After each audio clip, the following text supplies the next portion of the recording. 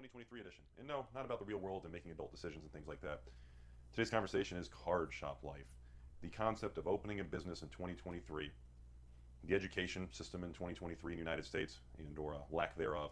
So today's real conversation, notice I'm going to write in red, is not life. It's going to be good old-fashioned. Ready? See that card? Here it comes. Off the clip. Shop. And pretty much your life. That's going to be a lot of you.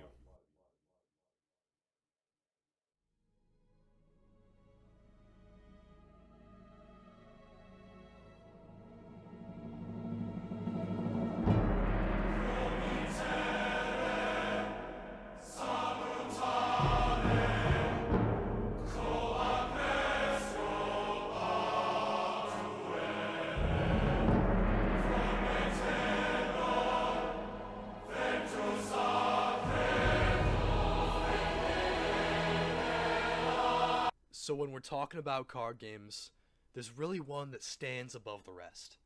It's the first one, it's the most popular one, it's Magic the Gathering. I mean, to say this game had a stranglehold on the industry is an understatement.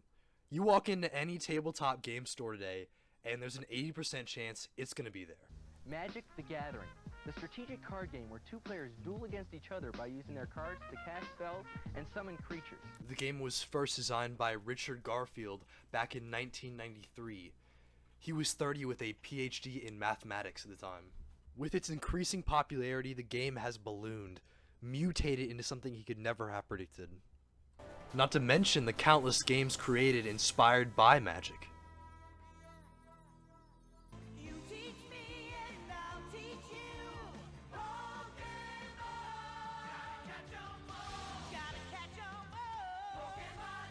So you would think that with the meteoric success of card games, owning a local game store would be easy.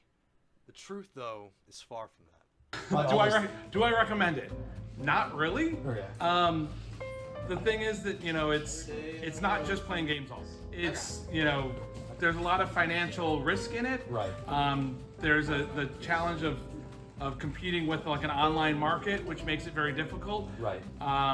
If you want to have a physical store, not just an online store, and also physical aside next to it, and that's really our focus here is our physical store and the people who come here. How important do you think it is, like, to the local area that they have a place like this, like a third place where people can come and kind of like do their hobbies and stuff? I think it's pretty important. I see us as an important part of the community, and we have a community of like the people who come here, but like we're also part of the bigger community of the Loop and the St. Louis and University City area.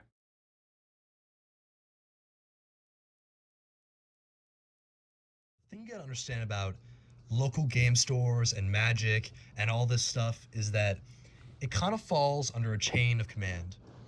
At the bottom of the ladder, right, it's the front lines, it's the local game stores, This is Ryan at the WizWag, this is Game Night, this is Fantasy Shop, this is any kind of, mom and pop little board game place. And most of them are selling Magic as their primary product. Not all of them, but most of them. And they're usually doing like Magic events on the weekends and stuff, and it's bringing in a continuous source of income. Okay, but they're at the whim of Wizards of the Coast, the company that makes Magic. And Wizards of the Coast was bought by Hasbro in 1999, right? So Wizards is at the whim of Hasbro. So a lot of stuff that Wizards has done in the past few years has kind of been for profit because they're controlled by a major company that is publicly sold. Hasbro is a publicly sold company, so of course they're going to try and do whatever maximizes profit, right? And Hasbro, since they are publicly traded, is at the whim of the shareholders, right? The shareholders are on top. Hasbro is always going to try to do what makes them more money because they always want that graph to be going up each year. So the consequence of this move, right, is that a lot of Magic players have kind of seen that Magic is switching from a game focused on being a good game and being fun to play into being more focused on profit.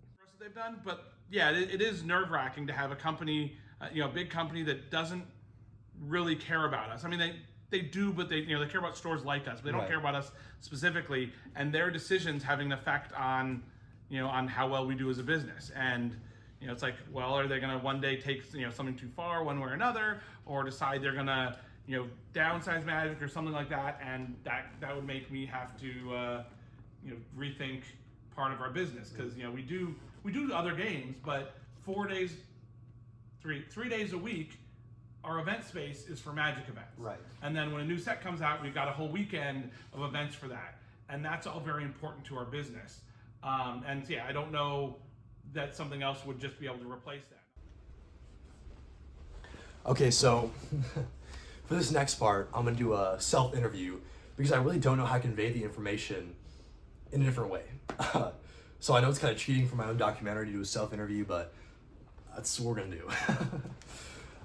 So I guess to start out with, I want to say that as a kid, I was really into collecting things. And not just anything, but things that kind of represented who I was.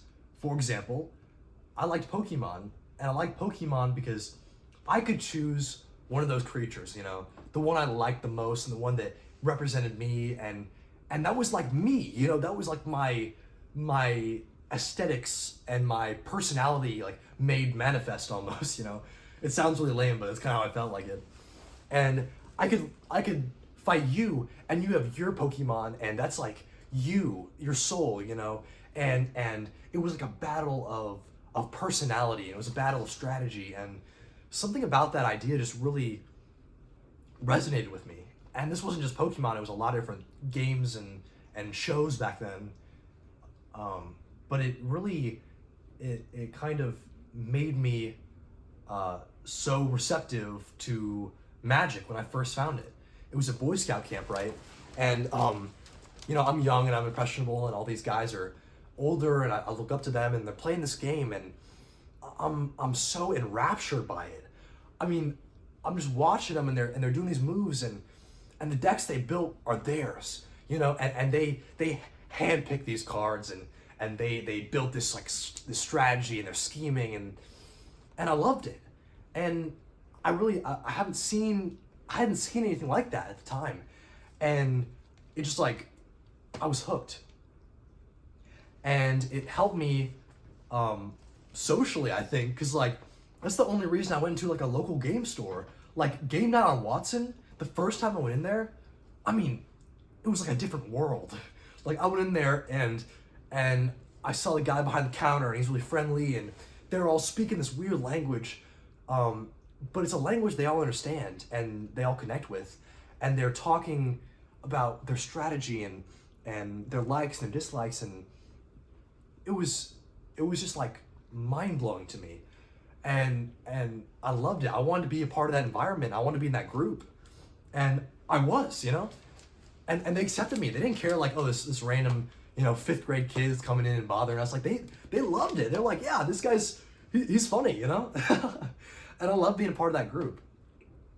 And it really helped me, that kind of being in Magic and being in that community really helped me in high school, because freshman year I wasn't that popular. I didn't socialize, I was really awkward, and I didn't play a sport or play an instrument. I didn't want to, and I found it really tough to make friends and connect with people I didn't know.